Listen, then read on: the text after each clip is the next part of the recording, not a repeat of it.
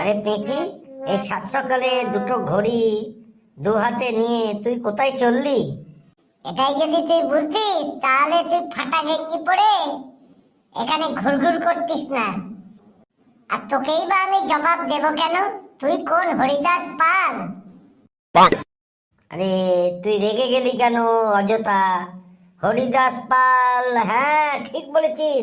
যাক, আমার বাপের নামও আমি ভুলে গিয়েছিলুম। আমার বাপের বাপের বাপের নাম ছিল হরিদাস। খুব ভালো, তুই নামটা মনে করাই দিলি।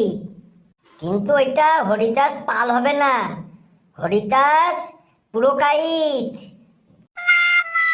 শোন, যাই হোক, অত দাঁত বাইর করিয়া লাভ নেই। আমাকে ভাইরাল হতেই হবে এই কদিনের মধ্যে।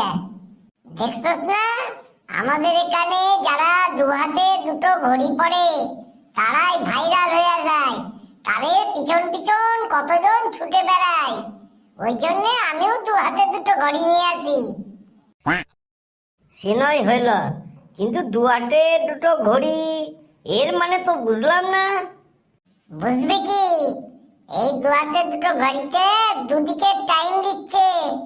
একটা লন্ডনের টাইম আর একটা আমাদের দেশে ভারতবর্ষের টাইম।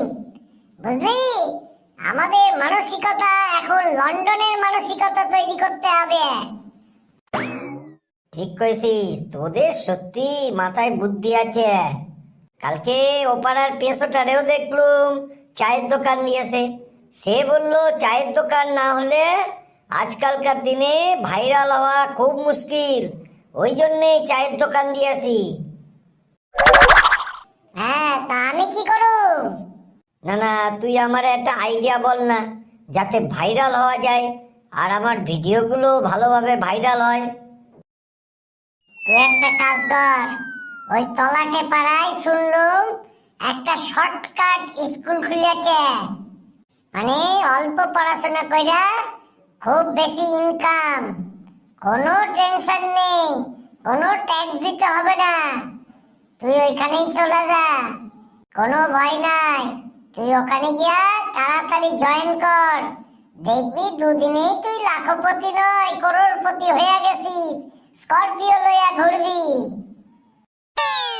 ঠিক করেছিস, আমি অনেকদিন ধরে খুঁজতেছি কাজ না কইরা বেশি ইনকাম কি কইরা করা যায়। যতই হোক 4 পাস তো আমি কইরাছি। দুদিন পরে বলবো আমরা বেকার, সরকারি চাকরি পাই নাই। আমি বরং ওই স্কুলে গিয়ে আরেকটু ভর্তি হয়ে যাই, কিছু হাতের কাজ শিখে আসি।